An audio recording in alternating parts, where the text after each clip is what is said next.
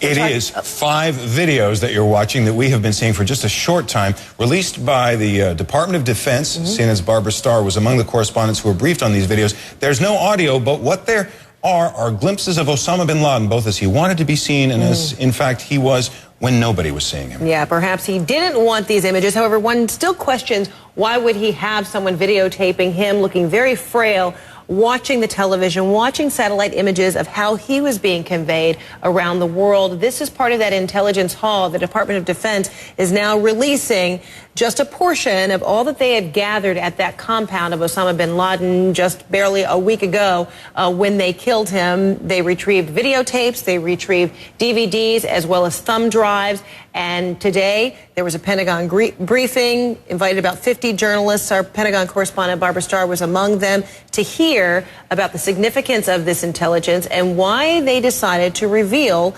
these videos, no audio, just images only. And if you're just joining us, or even if you've seen these images before, because I've seen them a number of times, and we are still watching them with fascination, these are images taken inside the compound in Abbottabad, the compound that was raided a week ago. That's Osama bin Laden wearing what appears to be a knit cap, basically channel surfing from his remote hideout in Pakistan. Mostly, it would seem, from what the images reveal, looking at pictures of himself. Well, the CIA, the Defense Department has experts and analysts poring over this video right now. We have Peter Bergen, our own national security analyst, joining us. Peter, what do you make of these images?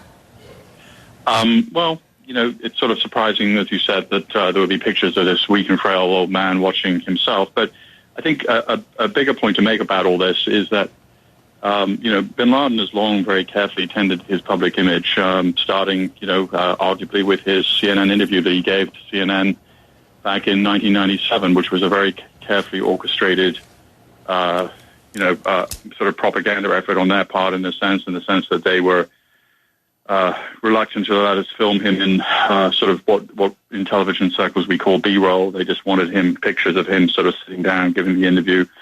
They wanted to control the interview in that sense, and of course, not much you can do about that when you're surrounded by a group of heavily armed men. And we also know, you know, I've interviewed people, television reporters from Al Jazeera, who told me that when they went to cover bin Laden before 9/11, his son was married to one of the leaders of Al Qaeda. One of the leaders of Al Qaeda's daughters was married to one of bin Laden's sons, and Al Jazeera filmed it. And bin Laden declaimed a poem, and he asked to see the images of him declaiming the poem to the Al Jazeera correspondent, and then asked if the whole thing could be reshot.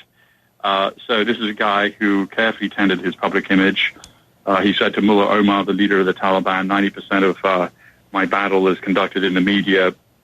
He took his media image very seriously. So it's fascinating to see him kind of looking at himself, how's he doing, and also, of course, his preparations for some of these propaganda videos. And the videos that have been recovered, I think, the last 2 times we saw him on videotape were in 2004 and 2007. And I think these are the images we're seeing right now on the screen are essentially outtakes of the 2 most recent times that we saw him since 9/11 on video.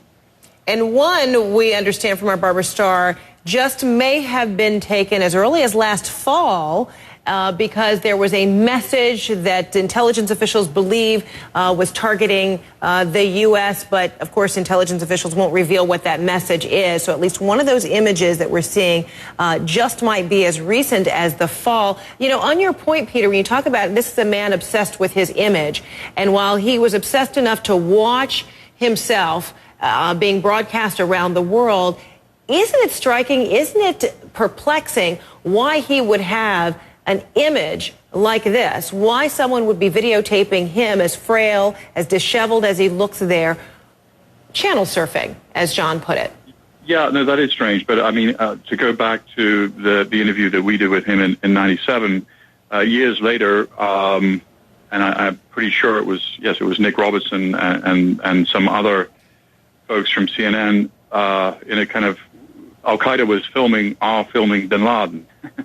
And Nick recovered those videotapes in Kandahar, or in the Kandahar area, after the fall of the Taliban. And so we now have images of the CNN crew shooting bin Laden. So the point is that the image we're seeing now of bin Laden watching, himself on television was probably, meant for internal consumption, not meant obviously for what's happening right now, which is global distribution. And Al-Qaeda, bin Laden's always had a sort of media advisor team. This is not a flattering image, as you say. But there have been people documenting him. The people in Al-Qaeda see him as a world historical figure. And it's kind of ironic, by the way. We were expecting an Osama bin Laden propaganda videotape in this time period because, of course, he would have prepared one knowing that he was going to die at some point. Instead, we get this behind-the-scenes material released by the U.S. government, which basically does not put him in a particularly flattering light. Mm-hmm. National security analyst Peter Bergen, thanks so much for your time. Very fascinating. A strange behind-the-scene glimpse of Osama bin Laden, dead 7 days ago after that U.S. raid, but now living on in the documents, in the DVDs, and in the intelligence that he left behind, and in these